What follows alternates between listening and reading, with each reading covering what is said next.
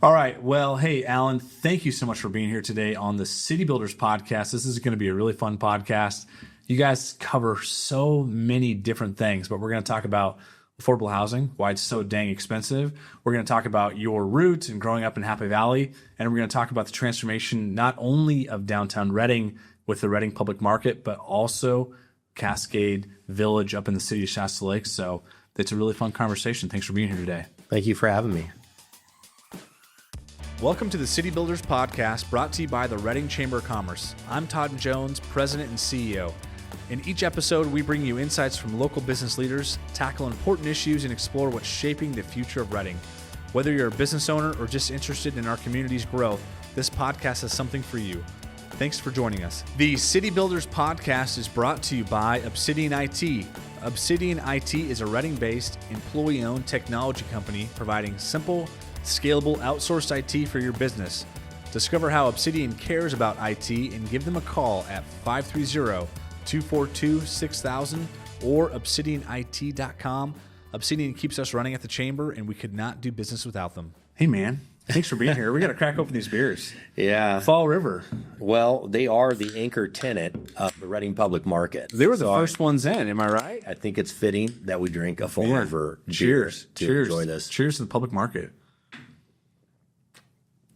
Funny thing about this, that's good. We have this stucco company that we've used in town, and one of their guys, I know who you're talking about, wears a kilt. Yeah, he's amazing. And that's the only thing he's wearing, so it's uncomfortable when he's on the second level. When he's on the, you just don't walk under him. He's on the scaffolding. He's done some moonlighting for me on some projects before, and he is a really gifted stucco guy.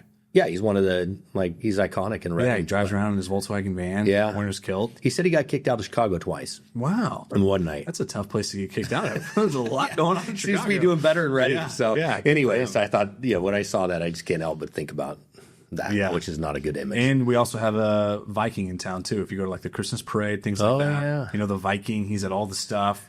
No shirt, long hair, got the big handlebar mustaches. Iconic I feel Reading. like that could be in your future, too. You think so? Be a Viking? Be part of that, what they're doing, part of that. Well, me without a shirt on ain't the best looking, just so you know. I mean, Don. Vikings, sir. You just come as you are. Come as you are. So, Allen, you're from here. You're from Happy Valley. You say Reading, but those that know you're from Happy Valley. So, how did you get back to Reading? Yeah, I always love when I see something, on some type of blog or comment that said these big city guys are taking over Reading. Happy Valley. Big city. My parents moved up here when I was 3, and there was just my older brother and I, and then my 2 younger brothers were born at Mercy. So growing up in Happy Valley, we were, the typical blue-collar family. I didn't get my first pair of real Nikes until I got a job and I could buy them myself. Nice. But the thing about Happy Valley that was really cool growing up is that when you put your fence up, the whole neighborhood got together and helped you build your fence. So you built these really strong ties with everyone in the community because everyone had to come together to make things work. And that's why you look now today, the Strawberry Festival, the Christmas trees, the events that happen, how many people got married at the Happy Valley Fire Hall. Right. These are things that are just great examples of just how community gets together that really just took community. And then they used the assets that they had, which weren't extravagant assets. We didn't have extravagant assets. Right. We had each other. Yeah, that's awesome. So how did you get back to Reading? You left for a season. You came back to Reading. You've been investing in Reading for a lot longer than what we can see. So what was that process like? Yeah, so I went off to I went to Shasta College for a couple years, and then went down to Cal Poly San Luis Obispo. Kind of an interesting story. I didn't get into Cal Poly originally. They declined my application. So I asked them why, like anyone should, and I was missing one class that my counselor had left off my list of classes. So I went down, I wrote a letter. Actually, I typed it. Nice. I remember. On a typewriter? Well, I remember the brother when they started moving over from typewriters to word processors. Oh, sure. So you could pre-type 2 sentences and then press print. It had like a little tiny screen, didn't it? Yeah. So I did that and shipped the letter off. And then I went down and I banged on the door of the dean of business. Of course you did. And I got in there to talk to him. And he made me a deal that if I took business calculus that summer at Chico State and I got an A on it, he'd let me in fall. And that's how I got into Cal Poly. Wow. So the rest is history from there. Went to Cal Poly for 2.5 years, economics and finance, and then I took a job in Ohio, of all places. Moved to Columbus, Ohio, turned me into a Buckeye fan. Okay. Then Cincinnati, and then begged and pleaded to get back to California because I want to be closer to my family. I was fortunate enough early in my career to start making some decent amount of money, but I was living like a college student. So I lived in a $500 a month apartment in Ohio. I had a free car from the company, and I started buying properties in Redding, and I had a guy building houses for me out here.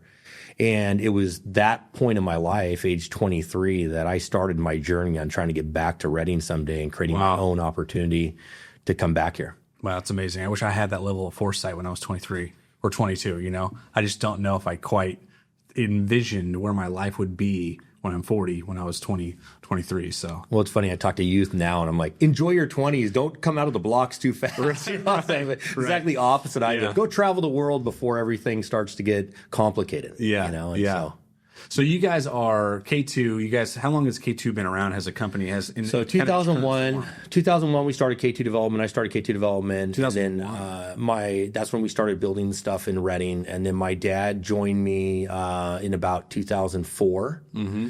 And then my brother Daniel had graduated from Cal Poly as well. So 3 of us boys went to Cal Poly.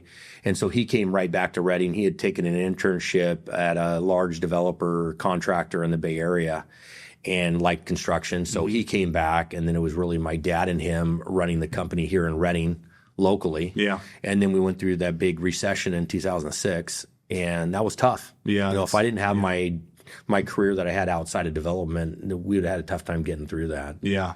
So you were building single family homes for a while. When did you think about that process? Because what I think about, and I think what a lot of people think about, is you guys are an affordable housing developer. I mean, that's a big part of you guys' portfolio from what I can see on the outside looking in. So when did you make that shift from making, building single family homes and flipping those? I'm assuming you probably sold a lot of those or rented some of them. How did you make that shift into affordable housing?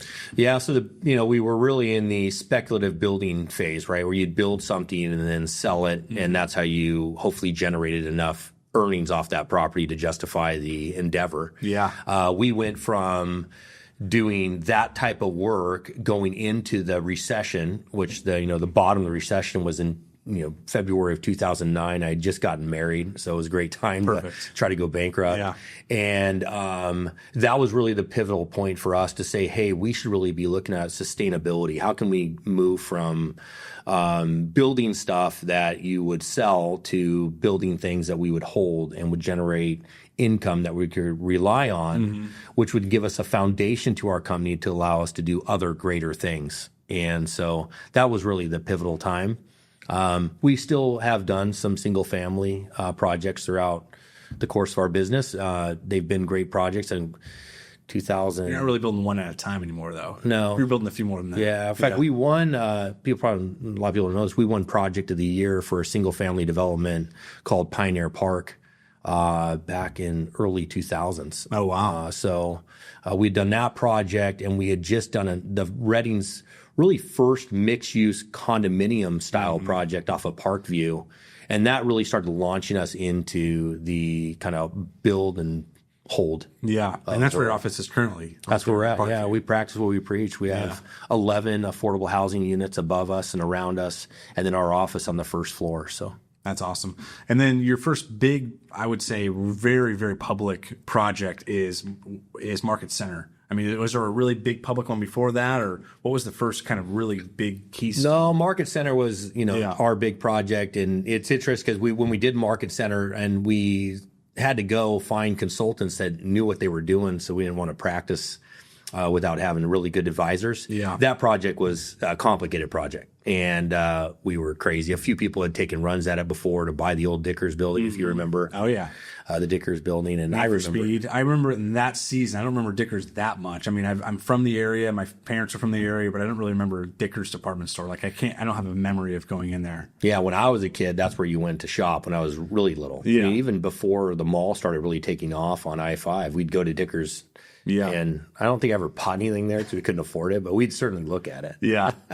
It's interesting. We're going to get into downtown redevelopment and some of the things that you guys are working on. But, when we were talking about this last week about getting ready for the podcast, one of my favorite movies is Cars on Disney. And I think about that scene where Lightning McQueen is up on the bluffs looking at what's basically Interstate 5, if you will, and the dynamic of downtown changing. When Interstate 5 came in, my parents grew up here when Interstate 5 didn't exist. So when it came in, it really changed the shape of downtown. And obviously we got the Mount Shasta Mall. So I think of downtown as, kind of like Radiator Springs. And right now, analogy. We have somebody like you guys, coming in, making a huge investment. Obviously there's other people involved as well, making significant investments downtown, but certainly none bigger than you guys. So. Well, it's been amazing. We're not the only community that's had that happen to them, where you have a shift of the main artery coming through your town move, and then what happens to downtown. Yeah. And what had happened to downtown Reading when really I-5 killed downtown is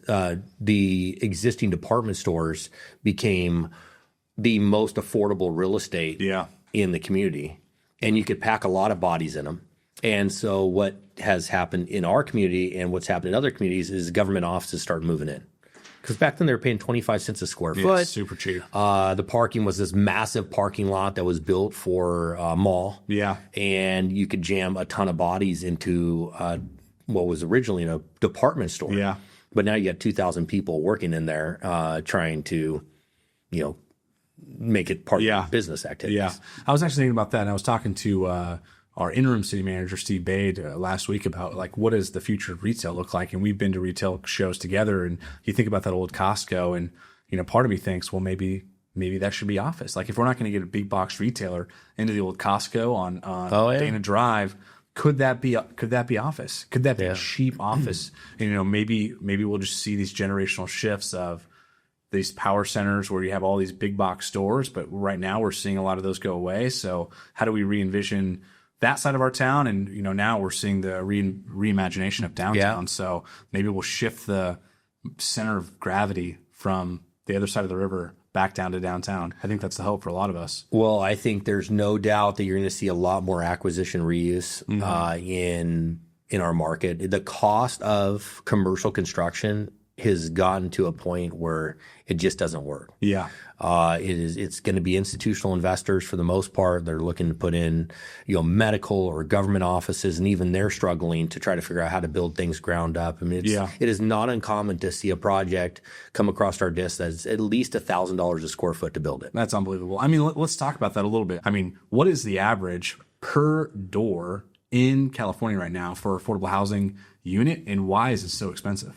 Well, there's a couple things that play into it. Is that number one, it's sad because the number one economic driver in a community is housing. Yeah. If you can build housing, you have more housing starts, you increase your housing stock. That is a huge economic driver. So a community like Reading, who's looking for economic development, right? Either grow the circle. That you can get a percentage of, or you squeeze the pie and you get a larger percentage of. Two forms of economics. And I think our community is looking more towards the idea of grow the pie and not tax us more, but get the same amount on a larger portion of the pie. And that's easier on everyone's wallets, and everyone gets to prosper as a result of that. So housing is one of the largest impacts of that. Yeah. And it's expensive to build. So expensive. Surprises people. That's as expensive to build here sometimes it is even Sacramento. Yeah. Because the access to labor pool is smaller here. And so I guess that, that doesn't really answer your question about affordable housing or income qualified housing. That housing, when you build income qualified housing, the biggest expense is bureaucracy. Yeah. Right. So sounds like health insurance. Yeah. So your prevailing wage adds 30% to a project. So if it's state prevailing wage, it automatically costs 30% more. The other thing that's the biggest impact is sustainability. So the one positive thing to affordable housing is it forces you to sign a 55-year covenant and you underwrite the deal for at least 30 years. Yeah. So you have to set aside money for repairs and maintenance on a regular basis every year. You have operating deficit guarantees. So when you have shortfalls in income on a project because something changes in the economy, you have money to fund through reserves. And you have on-site managers. You have full-time maintenance people. You have a unit set aside for a manager. So when you compare affordable housing or income qualified housing to a typical market rate housing project, which by the way aren't getting built because they don't financially work. Wow. Right. Then you get a project that's sustainable, that can keep itself in good working order for the longevity that a lot of the market rate housing owners are not required to do. Right. So they can work on the thin, so to speak. Yeah. And that's how you get, if it's not run well, naturally occurring affordable housing. Right. Which is just slums. Yeah. Slumlords. Yeah, Slumlords. because they're not dumping the money back in the project. And that's the alternative to someone that works as a barista at your local Starbucks. Right. So I want to talk about housing a little bit more and market rate housing specifically, but downtown at Market Center, people ask me sometimes like, man, how's K2 having all the success? And I mean, you have smart people running it like yourself and your brother, but also like the capital stack. That's like your secret sauce, right? Because there's so many pieces that went in to making Market Center and so many other projects work out is that very, very complicated capital stack. So without getting like super in the weeds, can you kind of break that down for us? I mean, is that a true statement? The capital stack is kind of part of the secret sauce? Yeah, and if I made more money, I wouldn't drink as much. Okay, yeah, there you go. We are a finance organization first and foremost, and we both have finance backgrounds. The ability to put a large project together that costs $50 million, $100 million, or $200-300 million of downtown redevelopment requires a pretty sophisticated capital stack. And capital stack to us or to the average consumer is the idea of taking multiple finance instruments and stack them on top of each other. So think of like a first mortgage and a second mortgage and cash. Right. That would be 3 layers of the cake, right? I got my first mortgage, I got my home equity line of credit, and then I put some cash in. That's a capital stack. When you do these big projects like we did downtown, they don't pencil on their own. You could not put new streets in, lights, upgrade the infrastructure, build these large buildings with just cash and bank loans that would ever qualify for some type of return on investment. You'd lose your tail on it. It just wouldn't work. Yeah, it wouldn't work. So the one thing that we really focus on when we're doing projects like downtown, which we call a catalyst investment, is try to get our unfair share of the money back from the state that we pay as local taxpayers. Yeah, that's good. So we all have to pay taxes. We don't like it. I don't think anyone likes to write the check for taxes. But if I'm going to go put fuel in my car and that goes to Sacramento, or I'm going to pay a portion of my property tax that goes out of the area, or part of my sales tax that goes out of the area, I want to see it come back to Reading. Yeah. And if they're going to hand it to someone, we want it. Yeah, exactly. Right? And if they quit handing it out, then I guess we won't get it. But as long as they're going to hand it out, I don't want Sacramento to get it. I don't want LA to get it. I don't want San Diego to get it. I want Reading and Shasta County to get that money back. Yeah, that's good. And so that's what we've really focused our effort on, is how can we pull money from the state or the feds that's already out there that another city is going to get and bring it back to Reading, as opposed to taxing our local government or our local entities to build these projects. Right. And we've been successful in winning some very large state grants. The 3 biggest successes we've had is Affordable Housing and Sustainable Communities Grant. HCD is run by HCD, and it's funded by Strategic Growth Council. And Strategic Growth Council is funded by greenhouse gas tax. Right. So it goes in this large pool, and then it funds this program. And the idea of the program is to get people to live, work, change the way they commute in a more urban setting. Yeah. So that is what downtown is an example of revitalization. We got a very large grant for Market Center, 20 million. I think there was 290 projects that submitted and 19 got funded. Wow. And that's across the whole state of California. Yeah, good job. That project won Urban Land Institute's Project of the Year for the state of California. Daniel and I were able to go down there and accept the award for it, so it was a really big deal. That's cool. It also won a large award for reintroduction of city streets in communities. And then California Place, which is Block 7 project, just won the AIA, which is the Architectural Institute of America's Project of the Year as well. That's and cool. A Sac State professor picked it up. Yeah. We didn't even know it was being submitted. Yeah, you didn't do it. And so it's pretty nice to see Redding on the map of awards. And just thinking about California Place, which is on California Street, obviously, you're one of the newer projects downtown for you guys, or more recent ones, that replaced the parking. You have Shasta College, which you guys developed in partnership with the McConnell Foundation. You have the parking structure, the new one, and then you have California Place. And what was there before was the sketchiest of sketchy parking garages I've ever seen. I don't like parking garages in general. I drive a big truck. I don't always park in them, but I am doing it downtown now. But the parking structure that we had downtown, tell us a little bit about the condition of that when you guys finally got the hypothetical keys to that, and you guys had an opportunity to redevelop that parking garage, the old one. Yeah, not probably the best use of core downtown is 3 solid blocks of parking, 2 stories tall. When we bought that parking garage, it was, we did a lot of studies. We spent about 6 months studying to see if we could repurpose its existing structure. Basically take the existing structure that was there and build on top of it, because it's so expensive to build parking. Yeah. A parking stall a surface level parking stall is $7,000 to $10,000 a piece. It's like a parking lot. Just like a lot. Parking lot. Yeah. By the time you put the curbs, gutters, sidewalks, get your drainage right, the asphalt, the stripes, $7,000 to $10,000 per stall. Vertical parking, $35,000 to $40,000 a stall. So crazy. Subterranean, $50,000 a stall. Wow. So parking is super expensive to build. Yeah. So obviously our first goal would not be take out parking. That's really expensive to replace.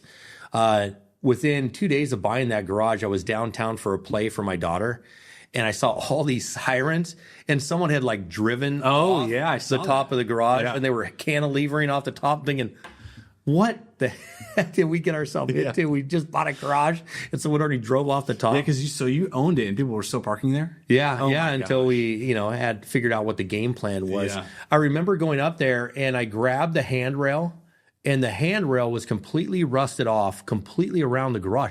The handrail wasn't even secure. You can just like push it off the edge. Yeah. And I remember going there as a kid for the cruises. Oh, yeah. And I'd be hooting and hollering off those handrails. And you drive up there and they move on you with that big piece of rubber in the middle. I didn't drive my truck around the cruise because I didn't want to look like a dork. It was a horrible vehicle. Yeah. I'd park up there and, hang off the balcony. But so we ultimately had to tear down the garage. It was beyond its useful life. So when you take down and you do a demolition project, you get the trucks out there and the tractors and the big excavators, and they start eating away, and they repurpose the concrete, separate it from the rebar. So we started on Tehama Street and we started working our way south. When we got to the section between Yuba Street and Placer Street, and every one of those blocks is 1 acre. If you just give you a perspective. So 40,000+ square feet. We touched it, and the entire garage fell to the ground. Every piece of rebar in that garage was rusted out. That's crazy. When we went to separate it, there was nothing to separate because it was all rusted out. So the little miracles that nobody I can't believe prior to you guys developing that. A big truck just running into it, maybe that was taller than the garage, would have killed people. Yeah. I mean, it was that point of it's like, not that we saved lives, but fortunately nothing happened. That was catastrophic. Wow. So you guys repurposed it. You built all those beautiful buildings, and now we have a downtown parking structure open to the public with, we basically have about the same amount of stalls that we did prior to that parking garage coming down, and the new parking garage up in there now. So we have that new one there, and that serves not only, some of those businesses around there, but it serves the public. Yeah. So prior to the streets being reintroduced, you had to kind of like go on a walkabout to figure out if a business was even open. You'd have to park on the outskirts and walk into downtown. There were no downtown parking spots. So all that's now been reintroduced, the grid, so to speak. Yeah, it's been great. And so you got, over 100 stalls in the streets that weren't there before. Yeah. And then you got a 425 stall parking garage that's 6 stories. Everything's shaded, has an elevator that goes to the top. Actually, some of the most beautiful views in the city are from the top of that parking garage. The one thing that we did not do a very good job on is really getting the signage right when we launched that parking garage. A lot of people still today, I don't think, realize that parking garage is for the public. So I mean, what would you want to tell people about parking downtown? Because it still seems to be a complaint from a small amount of people. I mean, what's your kind of like response to people that are complaining about? Not all of it's you guys, right? I mean, there's this new City of Reading parking program with the kiosk and everything else. I mean, what do you want to communicate to people about? I want to talk about parking, like downtown parking. Like kryptonite. You make me go touch it. Yeah. Or not. We can just skip it too. We can cut it out. No, but the reality is there is no such thing as free parking. Yeah. Right? So if you buy a building with a large parking lot, you're going to pay more for that building because your parking comes with that building. If you buy a building with no parking lot, you're going to pay less for that building because you have a smaller parcel and the parking's going to be off-site at someone's expense. Right? So the question is, whose expense do you want it on? Who wants to pay for that off-site parking? It's going to come out of someone's pocket. It's going to come out of the taxpayer through the city's general fund. Or it's going to come out of the individual actually parking in that stall and paying a meter. You could not charge people enough in the meter to pay for the parking. $1 is not even paying for just taking care of the general maintenance of downtown parking stalls. But the biggest issue with parking right now, in my opinion, and everything we've studied, is the downtown businesses want to make sure that the stalls are available to their customers. And what's happened historically is the office employees come and park right in front of those businesses and park there all day. So how does that retailer turn that stall over if there's not some mechanism to turn it over? And I think all of us would love that mechanism was not $1.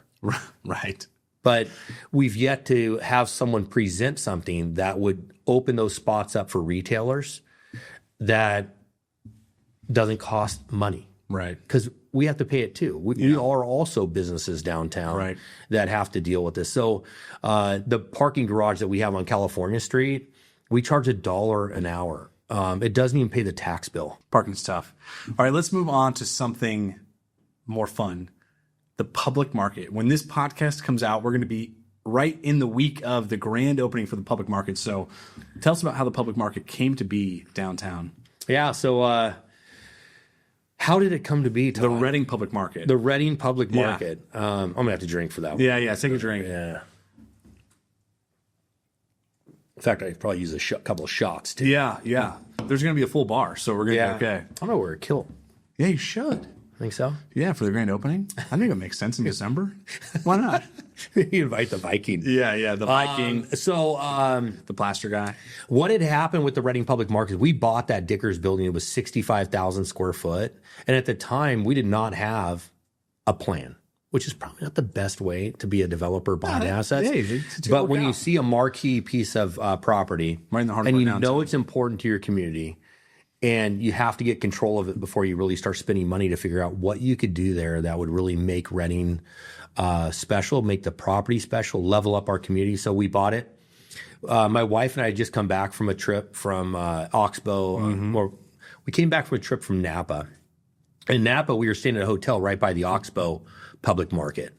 And I remember back then that we said, hey, I wonder if this would work in this space. It's 65,000 square foot. It's this open air space. Had you just bought in Dickers, or the market center was starting to go? No, we had just purchased Dickers. Okay. We hadn't even thought about this multi-story mixed-use project at that point. So that was just a thought that we had. We talked about it and then tabled it. And then we ultimately, the rest is history. I remember meeting with Steve and Barry at the time and said, hey, what do you guys think? We're going to go after this grant. We're going to tear down downtown. Yeah. We're going to hopefully get this award, and this is what it's going to take. And I remember Barry and Steve had talked about going to Kurt Starman, who was city manager at the time, and they said, Kurt, and I think Brian Crane was also in the meeting. Okay. I was not there. Yeah. They said, Kurt, we're thinking about taking a leap of faith with these guys that we can pull this off downtown. And Kurt Starman said, if you're willing to put your jobs on it, I'll approve it. And so they did. Wow. And so that's city leadership willing to take a little bit of risk. Yeah. That downtown would still be blight right now today if those guys weren't gutsy enough to say, yes, we're going to go out, and had a lot of trust in K2 that we do the right thing in respecting the city assets of the underground garage and the existing garage and bring these streets back. But what had happened is we built Market Center. We finished it. And we had 22,000 square feet of retail. The downtown specific plan requires you to not build residential on the first floor. Right. So you have to figure out how to program the first floor. And so, build open space. And we hit COVID. Yeah. You opened Market Center finished right in 2020. Oh, man, I could write a business book on Market Center. When we built Market Center, we broke ground, car fire hit. I just moved back to Reading. Yeah. I remember I moved back to Reading 4th of July. 2018. Wow. And so we just started building it. We started getting through it. Then Snowmageddon hit. Oh, yeah. Right? Oh, yeah. So at that point, I had the hole completely open. Yeah. We had water intrusion that came from all the Placer Heights subdivisions, flows through downtown and raised the water table. So we get Snowmageddon.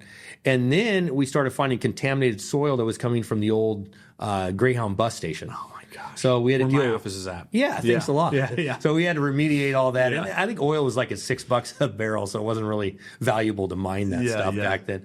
So we deal with that, and we keep going, and then we get the COVID. And so that was really hard to build the project. It slowed everything down, procurement, but we were considered an essential service because we were building housing. So we were able to build through the COVID time. So we finished the project, we filled up the units, and everyone was just broke, basically. Yeah. Most of the retailers in town just barely survived, who were survived, and a lot went out of business. Right. And to go build a restaurant is $500 to $800 a square foot. $500 to $800 a square foot to build a restaurant in town from ground up, and that's minimum. Yeah. If you want to build a retail space, $400 to $500 a square foot. So who has the money to do that? Yeah. And then if they turn over and you front the capital for it, you now end up with this big vacant space. Yeah, you have the risk. Yeah. And I was in a lot of those, not a lot, but I was in a few of those conversations kind of on the periphery of who can come in here? Let's talk to some national retailers. We went to some trade shows for ICSC and some other stuff. And, some of these people from out of town are like, Reading? Yeah. I'm not going to come to downtown Reading. What's going on for 5 downtown? And at the time, not a lot. So we have all these spaces, and now we're sitting down with local businesses, because if there's anything that downtown should do is they should support the local business. Yeah, absolutely. That is the breeding ground for local people to be able to come and set up a shingle and be a vibrant part of the community that our community could then have a central location to support. Yeah. And that should be important to all of us as community members to support those local businesses. They take an enormous risk. They live here. Their kids are on our kids' soccer teams, like the local business. So downtown is the incubator for the local businesses. So we hired a world-renowned architect to come for a year to work with us. And every tenant that walked through the door, Gene would sit down with them and lay out their space. Yeah. Try to get in their head. What did they envision, and lay out their space? And ultimately, in the end, what really distracted people or actually deterred people from coming in is the capital investment. Yeah. Not because they didn't believe in downtown. They just have the money. Yeah. And so that's when we decided to pivot. So that's a long way to get to your question of why did we go towards the model of a public market? And the reason why we did is we could create in our building, which was meant to be a catalyst project for downtown, a community hub of which multiple businesses could come in, get a smaller footprint, 500 square foot 800 square foot, only worry about their footprint of their business, serving from their counter, and everything else is shared with other businesses in that building. Yeah. To now not only cut their cost of building their space, but share in the operational efficiency of the market. And so we hired Steve Carlin, who started the Oxbow Public Market, going all the way back to Kristen and I's first trip there. And he was gracious enough to take on our project. And we spent 6 months with him just understanding downtown, our community, the types of businesses, what was the formula to make a successful public market in downtown Reading. And he gave us the ingredients, and we followed it to a T. Yeah. And we are a public market community gathering space, not a food hall. Right. Big difference. Yeah. What is the difference?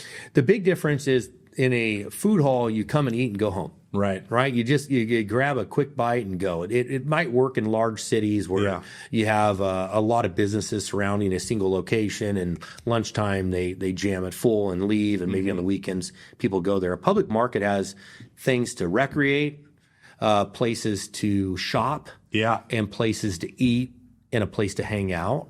And when we laid out the top 10 places that people go into Reading, you got the obvious ones.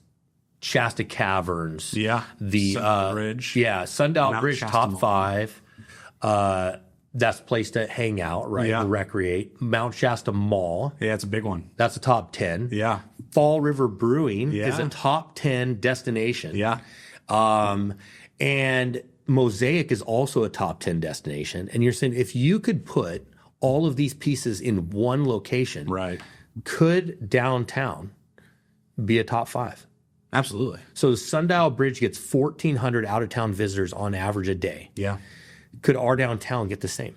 And so that's our goal. We want 2,000 people coming through the public market on average a day. I think one of the things I love the most, I love a lot of things about the public market, but I think one of the things I love the most is the fact that you have local operators, like you just said. This is their second or third location. So they've all been through the dance. People know who they are. They all have a following. Some of them even have a cult following, like Jason Odell for DJ Smashburger. Oh, yeah. So these guys, Bantam, like Mero, all these people have some major following already built in, and you guys were able to enable them to, be in this place that they might not have otherwise been able to do on their own. So it's going to be incredible. Yeah, I think the special thing about the operators in the public market is everyone in there has extreme passion.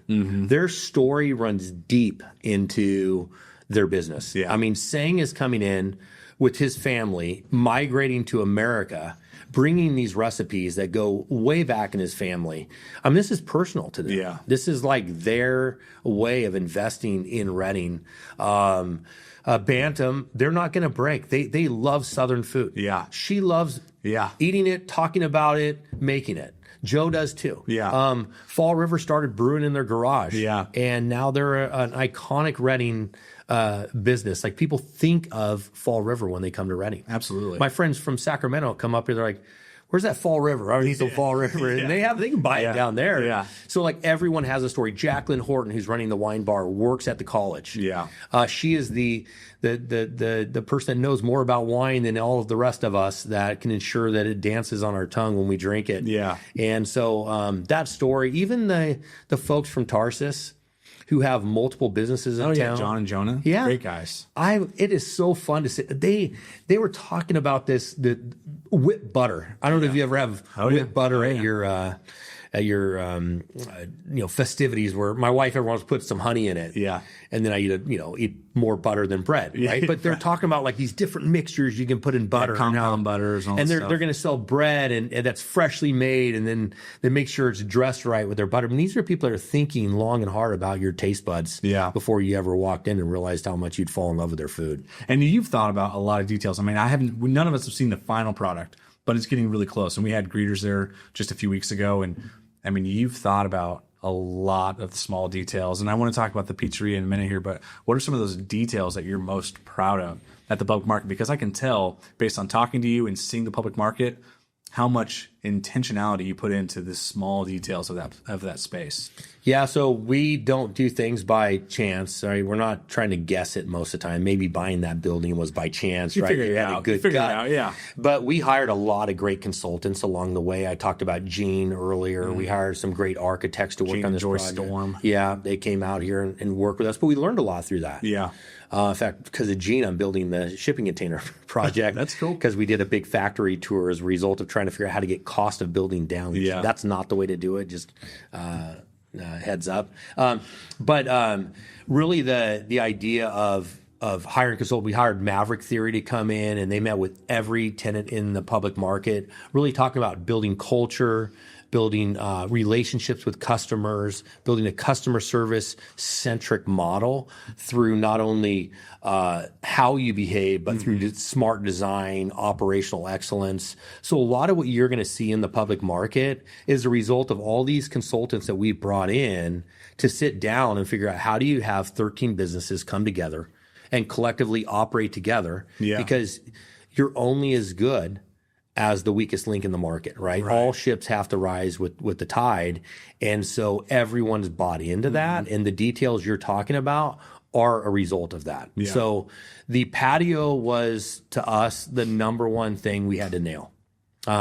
There's really nothing like it in Reading. It's climate controlled. It's massive structure.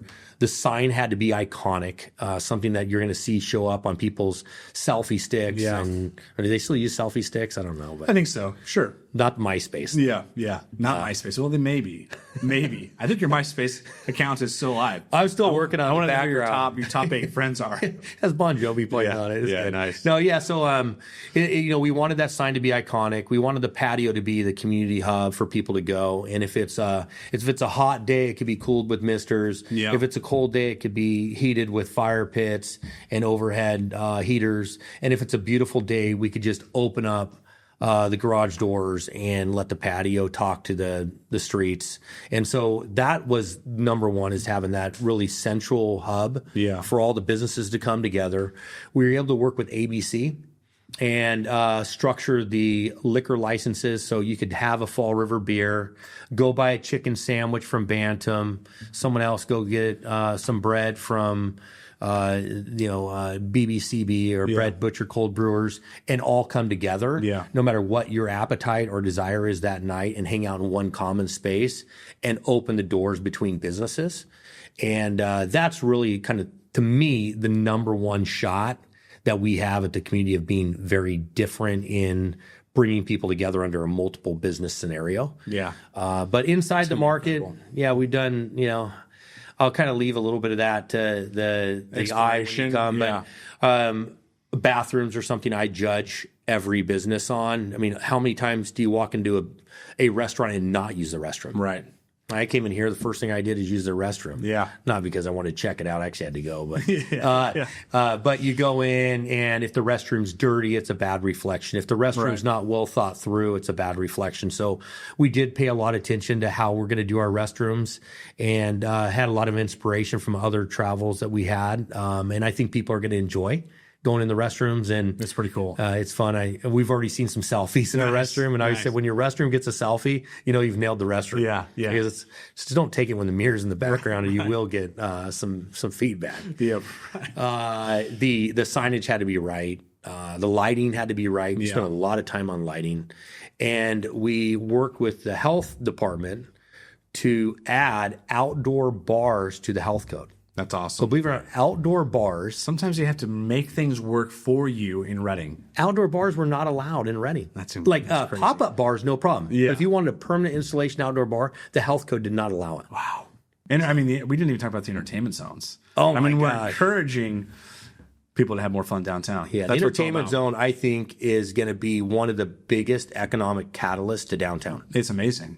Yeah. I mean, to encourage these good actors, because light drives out darkness. That's the only way it works. And to have more good people having a good time, being responsible, all the normal stuff applies. And so that downtown entertainment zone, being able to basically just catalyze and empower downtown is going to be huge. So. Well, AI is dangerous.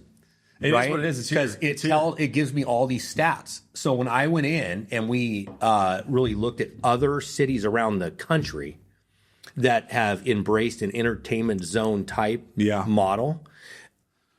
No less than 30% stat on every city for increased sales for the retailers. That's amazing. So when you think of these downtown retailers that are in downtown Reading right now, and some call it sip and stroll, shop and sip. I mean, there's all these different terms for it. Walktail.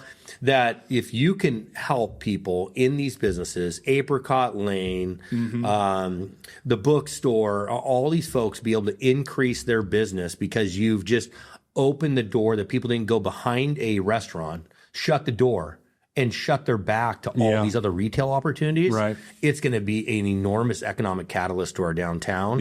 And that will fill up the buildings that have vacant space, which helps real estate value, which helps tax revenue. You start going right down the line of pure economic stimulus. This, while it could be at the surface looked at as a party tool, it's really an economic tool. Yeah, I mean, we've been to ICSC together, which is a big retail conference, and you know the future of retail is changing. Like downtown or the other side of downtown, Dana Drive, Hilltop, we love that area. They have the mall, they have the big box stores, and they have Target. You know, those are already big drivers for people to come to those areas. But the future of shopping is really experiential. It's experiences. People want an experience. You can, obviously people are shopping on Amazon. We love Amazon too. We're going to have them here opening up their doors probably in May of next year. So we love all those things. But if you want to create a different set of business conditions, you have to do stuff like an entertainment zone to give you that edge. And it's not Will Ferrell running down Main Street going streaking. I mean, they could be. I mean, maybe cut my brother and get some cameos on that. There you go. That'd be awesome. Tell me about the pizzeria. I feel like this could be a podcast in itself. I mean, the amount of excitement that you shared with me last week about the pizzeria. I mean, I can't wait. I don't want to put you on the spot of like what you're most excited about in the public market itself, but I can tell the pizzeria is probably at the top of that list. Yeah, no offense to everybody else. Everyone has to be successful for the public market to be successful, and that doesn't leave the pizzeria out. Yeah. But for a 47 liquor license, we needed to have a food option. So when we owned the bar, you need to have a food attached to the bar. Oh, interesting. And so it forced us down this journey of, well, if Daniel and I, have to build a restaurant, what would we do? Yeah. So my mom growing up always told us about all the stories of working at Carlo's Pizzeria in Monterey, California, which was her grandpa's pizzeria. So your great grandpa? My great grandpa, who migrated from Italy through Ellis Island into Philadelphia, then landed in Seaside, California, and ultimately in Monterey. He that's where they would go as kids. She had 7 siblings, so they would all go there during the summer and work at the pizza parlor. But the story of how it started is that they had they moved out here and they lived in a little apartment. Yeah. And he was making grappa. And he was selling. That's basically like the wine that you make in your toilet, right? Yeah, it's a gut rot. It's basically the same thing. Yeah, why not? Yeah. Well, it was in the basement, so it makes sense. Yeah. So he was selling it to sailors out on the pier as they would go out. This is back, concentration camps, a lot of stuff happened back then. And so he started making some money selling grappa. And my grandma, manja, she always said, manja, eat, And so she said, well, we got to give him some food. Everyone, her love language was feed you. The Italians love it. Yeah. So she starts making pizza. Sicilian-style pizza, and selling a shot and a slice to the sailors. Shot grappa and a slice of pizza. Yeah. And that's how they saved up enough money to start their own pizzeria, which they had for over 40 years. Wow, that's amazing. Now we fast forward. Now we're going to have a food option in the market. Yeah. We're going to lean on our ancestors, right? Or my great-grandparents. And my mom goes by Noni. And so it was cute. We wrote the story. The pizza boxes, we had custom pizza boxes made because we're doing Sicilian style pizza, which is a taller slice of pizza, square style. And we're doing Detroit style, and we're doing grandma style, and we're doing New York style. So you have multiple types of pizza to buy by the slice. So we'll be Reading's first true slice house. And so I wrote the story, and we shared it to my mom, and she broke down crying. Yeah. Actually makes me sad thinking about it. It was the most special moment for me to watch. And I didn't realize how much that meant to her. Yeah. So it was really cool. And so so then we had to learn a lot about pizza because we decided to go down this road. Right. Pizza is very complicated. Yeah. It's not It's like more complicated than the capital stack for that building. I might be close. Okay, I actually went out to the World Pizza Games and in Vegas, which was something to be during the National Bar Convention, so that wasn't bad. Perfect timing. But this is how small town works. Corey Meyer, who I'm friends with, says, I sold a house and I'm friends with a guy who moved here from the Bay Area. And he loves pizza. And I was looking for someone to run Noni's Pizza. We decided we were going to do Noni's Pizza. Yeah. So I went and met with this gentleman, Kenny Bryant. And I said, Kenny, would you do this? And he commutes to the Bay Area as a police officer. Okay. And then comes back. So he's down in Fremont and then comes back on the weekends. Yeah. And he just wasn't in a position to do it at that point. So then I went back to the well. And we started figuring out who's going to be our pizza chef. And we found a couple pizza chefs, but they didn't have the experience that Kenny Bryant brought. So I go back to Ken. And I'm like, Ken, will you at least be my consultant? How did he get the experience? He's a cop that lives here, works in the Bay. Well, great question. When Ken was work at Tony's Pizza in San Francisco. That's the best place in San Francisco. Lying down the All street. the time, 7 days a week. Tony Giminani is the founding father of Tony's Pizza. Now he owns slice houses all over the country. He is the biggest thing in pizza. Yeah. Kenny is the godfather of Tony's Kids. Oh my gosh. They ran in the World Pizza Games for 20 years, which World Pizza Games is pizza tossing competitions. So Tony is one of these guys that has no problem paying it forward. You want to know anything? Ask Tony. Yeah, what did you put in your sauce? He'll tell you the ingredients. Does not care. He wants to see people do well. So Ken's been consulting with us, and then he partnered with a good buddy of his. He's known since he was in his early 20s, and we're all in our late 40s now. Yeah. Siler Chapman from the East Coast, and Siler and Ken have been consulting with us all the way through this entire process and mentoring Augie, who's now our pizza chef, to run this pizza parlor. And it's been a blessing that only comes through just who you know, pizza, small town networking, and then grew into this great relationship. So he's actually been down there all weekend, this last weekend, just working through it with Augie every step of the process. Wow. He's one that introduced me to the Detroit style pizza. Yeah. Detroit style pizza is pretty good. Oh man, crispy edges with crusty cheese. Oh, so good. So you'll walk through. And so we went on field trips to all the different slice houses. But now you can buy a slice of pizza for $6.50. That's amazing. You can feed your family. You know, we were kicking it a pizza for $7, $8 for the most difficult pizza to make. So oh my gosh, I can't wait. I can't. So Noni's so good. Pizzeria and Slice House is the place, and the story's there. Put the storyboard.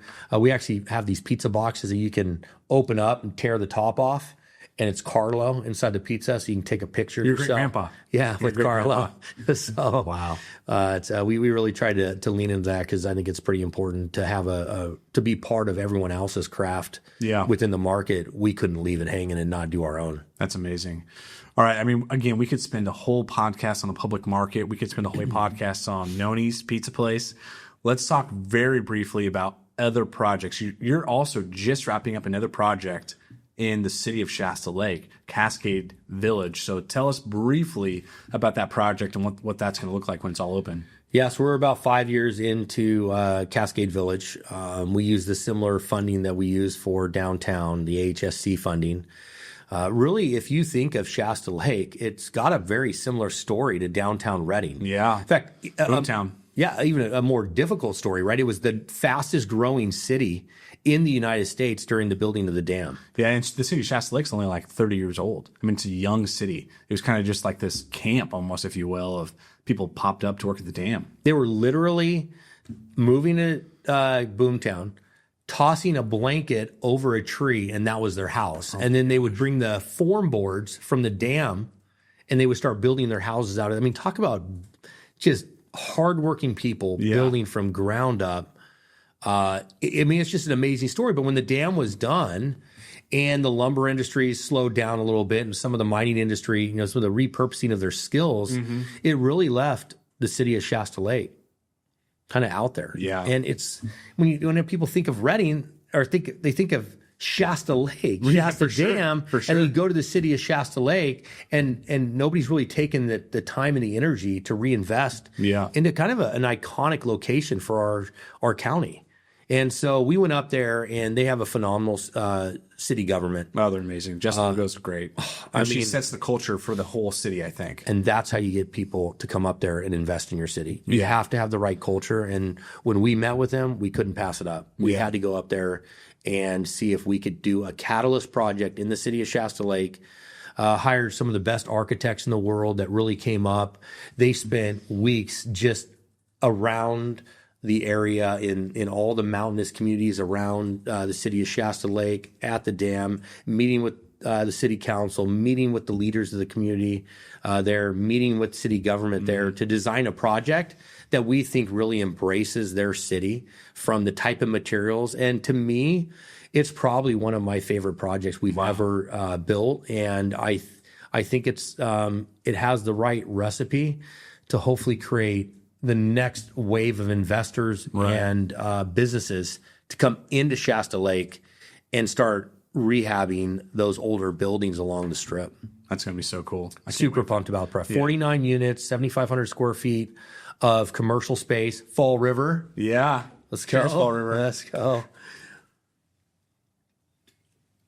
You got Smash Burgers up there too, not DJs, with somebody else. Yeah, so I've been challenged. Those guys said, "Man, we need to create like the Smash Burger challenge, right?" Well, they already have that for soccer, so we could Smash Burger. We'll have them come out there for the Smash Cup, you know.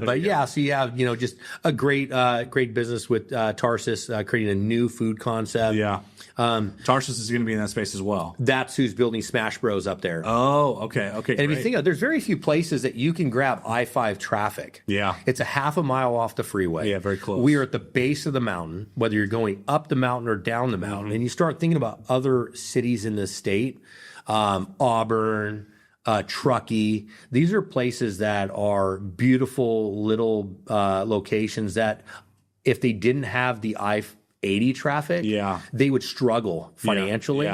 So I-5 could really help the small to medium businesses in the city of Shasta Lake if we're able to pull some of that traffic into their community. But you also have Windsor Estates, Deer Creek, all the Bear Mountain Road, all the stuff up I-5 from there. So I think the idea of having a community, like a real downtown community center. You made it. You made the downtown. The idea is that can be the start. Yeah. And let other people come in and really fill it out. It's a beautiful project. Thank you. And my dad graduated Central Valley class of 1967. He's not with us anymore, but to think about where downtown or where Shasta Lake has come and where it's heading now, what you guys have done in downtown Reading is significant, but it changes a community with what you did in the city of Shasta Lake. So 3 of my project managers that worked on that project graduated from Central Valley High School. Yeah. Multiple people from the city, and some of their family members work there at the city. Yeah. Are all Central Valley High School grads. I grew up in Happy Valley, so we're like, battling of West Valley, who Central grew up with harder roots, Right. And so that was always like the big battle. I have 3 employees that have moved to the city of Shasta Lake that work for me since we started that project. So it really is an opportunity for people to go up there and have a more affordable home buying experience and still have some assets that they can go enjoy walkable from their front door. Yeah. We're excited about that. That's incredible. All right. Again, there's so many things we can cover. Where do you see Shasta County in 10 years? You guys are driving the transformation of communities, and I know you're not done. You still got a lot of life left. You're a young man still. So where do you see Shasta County in 10 years? Well, it's ambitious. Number one, I want to see us be the medical hub of this northern region. I know we haven't talked about medical the whole time we've been sitting here, but you have to have all these assets. You have to have a good cultural center. You have to have things for people to do. We have the recreation covered. Right. But you have to have all the pieces of the pie to recruit really good talent to your community, whether it's in business or in medical. So what I would like to see is that some of these things that we're doing to catalyze Reading that are growing by other developers and investors in this community can help improve our medical offering above and beyond what we have today. So what I would like to see is Reading being iconic for medical offerings to our local population. That's number one. Number two, and this is part of when we brought in Maverick Theory, but I would like us to be one of the most hospitable communities in the state. Yeah. I want when people come to Reading, they're greeted with a warm hug. People say, thank you for coming. Yeah. Greet you with a smile. I mean, these things that you can quickly get away from that are just the baseline that everyone can do. It takes $0 to make someone's day. Yeah. It's just $0. You can actually tell someone, you know, nice shirt, Todd, you know, right. or thank you for your business. I mean, these are just like simple gestures. And so I would like to see us be kind of that welcoming mat for all of the state, that people say when they come to Reading, they're treated with respect. They're treated with people that appreciated them. And we have all of these great assets that we have to spend no money on. Right. That people can enjoy when they come through our community. They do every day. So I guess, is it ambitious? Yeah, I think it's all doable. Yeah. I think we could be the medical center. And I think we absolutely could be the most hospitable organization, you know, or no, hospitable community in all the state of California. Yeah. And it starts with community. Yeah, that's great. Years ago, there was a study that was done with what's the number one thing that makes people happy? And it was like flowers last a week, cars last 6 months, which is a bummer because my act of kindness is like buying someone something and they have the least length of satisfaction. But good neighbors. Yeah. Having relationships with your neighbors was the number one item that people said create happiness. Yeah. And I was like, wow, that is wild. That's so achievable. I think Reading does a good job too. I mean, because again, in my recruitment days and now where I'm at the chamber, and we also cover Visit Reading, you know, community is what makes Reading special. But it's a hard thing to immediately feel sometimes because we are often our own worst enemy when it comes to online reputation and complaining about whatever on social media. You know, social media is not helpful all the time. It can be, but it's not always helpful. So that sense of community, I mean, I've known so many people, dozens of families that have moved out of the area. They think the grass is greener somewhere else. Yeah. And I would say out of those, you know, dozen families, I think 9 or 10 of them moved back to Reading because the grass is not always greener. That community is difficult to duplicate. And I think we do a really good job of that, but I think we can do better. So that's great. If we could boomerang our kids, like you and I have kids, and they're going to leave. In the same class. As my kids always say, yes, they do. I got to talk to you about that. We can work something out. No prearranged. We're going to get them back to Reading together. And so how, you know, all of us as kids, you always say, I'm going to go, you know, find the greener grass somewhere. Yeah. And then later on, you realize how wonderful your hometown was, or not, right? I mean, you're a perfect example of a boomerang. You and Daniel both. And, you know, perfect example of boomerangs coming back to Reading and being in Ohio and thinking about and investing in Reading. That's an incredible story. Well, I think about our investments. Like I was talking about a project earlier where Pioneer Park, that project, that one project of the year, was designed to move the homes closer to the street and to the sidewalk. Every home had a front porch on it. All the garages could not face the street. So the intent of that entire neighborhood was to bring people together. It had a gate and a little pocket park. That's awesome. And if you go down there, everyone's playing in the streets. Yeah. The sidewalks run right in front of the neighbors' doors. Now you have the downtown project with the community hub. And then we've been retained by the city of Reading to run Point on the Peak subdivision, right? And one of the podcast we could talk about one of the key elements of the Peak subdivision, besides being the most fire resilient neighborhood in the state of California by building materials and layout, is every home is required to have a front door living experience. Yeah, and you think about nowadays, we get so busy we don't have time to clean them inside, but we might go have a glass of wine on our neighbor's front porch. They're just not going to let us pass the door, you know? Yeah. And so, I think that the idea of Reading really being a front porch for each other and a front porch for the state could be a tagline we might be able to start thinking about. That's amazing. Gosh, man, I wish we could just this could be a Joe Rogan podcast. We could go another 2 hours. Well, we'd have to kill some stuff. And eat meat. Kill stuff, eat meat, probably drink some whiskey. I'm good with all that.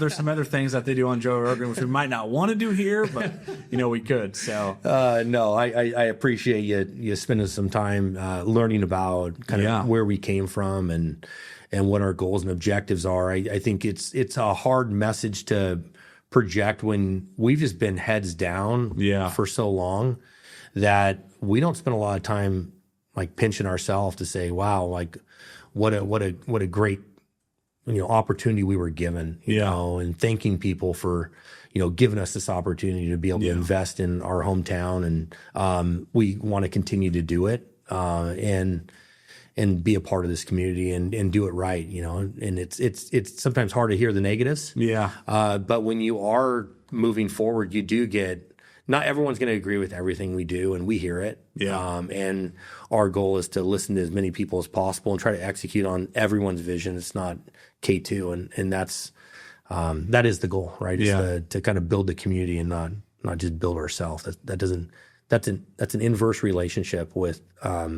doing things right. Right. Well, thank you guys for what you are doing in the North State. I mean, you're really preserving history and bringing us back to some of this original, parts of Reading, Market Street running through downtown like it used to for, 100 years prior to the downtown mall going in. I mean, you guys have taken a huge risk. You guys are putting a ton of capital investment throughout the North State. And I just couldn't thank you guys enough. I mean, you're really transforming these communities. So thank you guys for what you're doing. Yeah, and I'm glad we didn't do this podcast last week because I was Ozzy Osbourne for Halloween. Oh, nice. And unfortunately, I kind of looked like Ozzy ate meatloaf because I was a bigger Ozzy and Kristen was Sharon. Oh, nice. So the next... She could pull that off. Yeah. Short. Oh, yeah. She was perfect. Yeah. And so the next day, I have, Ozzy written on my fingers. My nails are black. Yeah. And I had... all my eyes were all painted black. And so I said, Kristen, what do I use in the shower to get this makeup off? So I go to get the makeup off and she says, use the green bottle. So I just grabbed it, tossed it in. It's callus remover. Oh, my eyes were swollen almost to here. Oh my God. I could barely lift them. And I just got the black eyeshadow off like yesterday. Oh my God. So I'd be sitting here looking like a burnt out Ozzy Osbourne that was on a heater, so my eyes are all jacked up.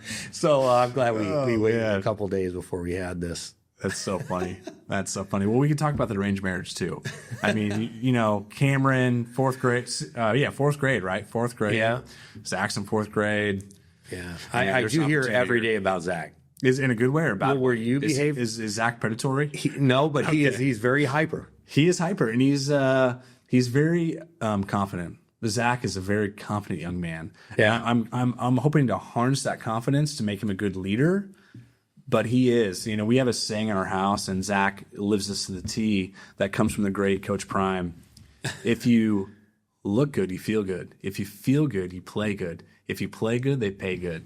And so Zach is just always like, oh, he's got the he's got the energy and the outspoken charisma. That whole class does. Yeah. And so it's fun to hear them now because they're kids that listen. Yeah. So they'll know, like if I say, Cammie, I'm meeting with Todd, Zach's dad today. Yeah. Ooh, it's like I'm sure they're talking about it at school. Oh yeah. So it's Zach's the same way. His face turns flush and he's just like, really? What? Are you meeting with Cammie's dad? Yeah, like what are you guys talking? Are you talking about us? Yeah. What did we do wrong? So it's but I think going back, like that's the community. Yeah. Like we're having this conversation. Right. And our kids are sitting in class together. Yeah. And it wasn't like this was arranged because our kids are in class. We didn't arrange our kids to have in class because I knew each other. Yeah. It's just that is what you get when you're in Reading. So you gotta walk and talk with respect and treat people nice. And that goes a long ways because if you don't, you'll get kicked out real quick. Relationships matter in this line. If you're blowing smoke, it's going to be really tough. Big time. Yeah. So, awesome. All right. Well, thank you. Thanks, Allen. Appreciate it. The City Builders podcast is brought to you by Obsidian IT. Obsidian IT is a Reading-based, employee-owned technology company providing simple, scalable, outsourced IT for your business. Discover how Obsidian cares about IT and give them a call at 530-242-6000 or obsidianit.com. Obsidian keeps us running at the chamber, and we could not do business without them.